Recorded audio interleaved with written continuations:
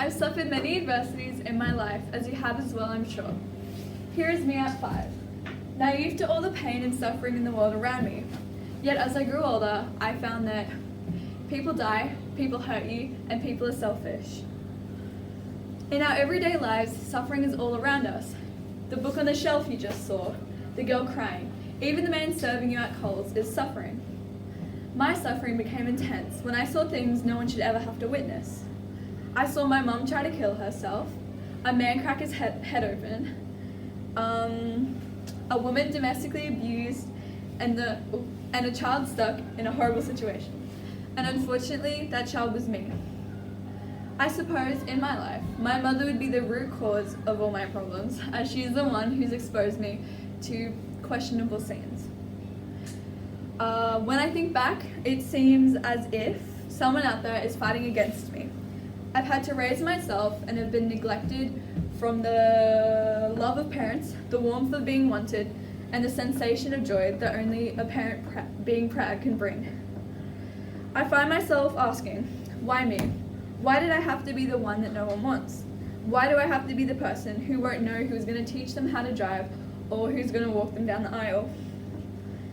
The people around me always leave, even the ones who are supposed to stay forever. Suffering is deeply engraved in all of us, and for some it's more. But as I stand here speaking to you, I pose a question for the both of us. Could there possibly be a reason for suffering? Some positive outcome? You spend your whole life stuck in a labyrinth, thinking about how one day you'll escape and how awesome it will be. And imagining that future keeps you going. But you never do it. You just use the future to escape the present. A quote from John Green. In this quote, John Green is addressing a labyrinth of suffering. He describes it as neither life nor death, just pain. And I don't know about you, but I think that's a pretty good analogy for what suffering is like. You spend the whole time grieving and hoping for better days, and that's what pushes you on, the hope for better days. When I was first told that, yet again, my foster family didn't want me, my grief and suffering was really intense. I felt like my world was ending all around me, and yet through it all, I just prayed and begged for better days. And it's nearly always my coping mechanism. But anyway, from my previous question, you may be wondering, how could there be anything positive about suffering? And I don't mean while you're suffering, you're getting clear skin or you're getting skinny. I mean like in the long run, you're gonna have a lot more tolerance and resistance.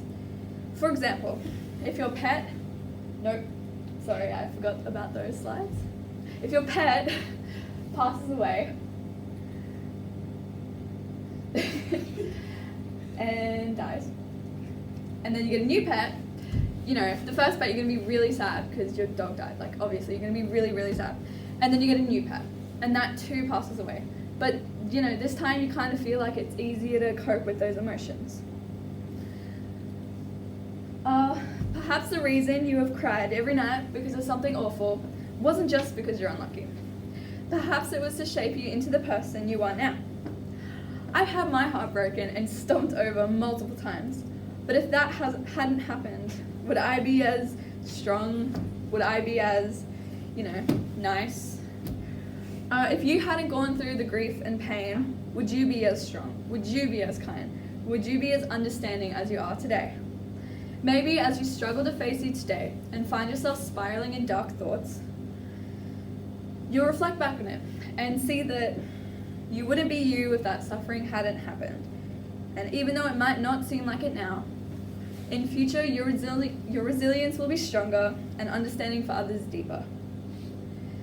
My final point for why suffering may have a positive outcome is you can use your story of suffering to help others who are going through the same or similar. Suffering becomes beautiful when anyone bears the calamities with cheerfulness, not through insensibility, but through greatness of mind. A quote by Aristotle. By persevering and accepting pain and tragedy, you can later use your story to help someone accept their own suffering, and maybe even find a way out. And since suffering is so worldwide, wouldn't everyone be able to connect with your story? Haven't some of the most influential and popular books been all about suffering? Okay, I did not do a good job of my keynote slide. Harry Potter, for example, is all about the suffering of a young boy. World-renowned plays by Shakespeare are all about suffering. Romeo and Juliet, suicide because of grief of losing a loved one. Macbeth, people knowing their fate and suffering because of it. Twelfth Night, grief over the loss of a brother. All of these famous things have the same theme, and that's what people are able to connect to. The story of losing someone close to them, or suffering because of illness and mistreatment. Character cannot be developed in ease or quiet. Only through experience of trial and suffering can the soul be strengthened, ambition inspired, and success achieved. A quote by Helen Keller. If not for suffering, where would we get our resilience, our character, and our story from? Suffering is what makes us who we are, and is common to everyone. And although it's hard to go through, when we come out of the other end, we find we are much stronger.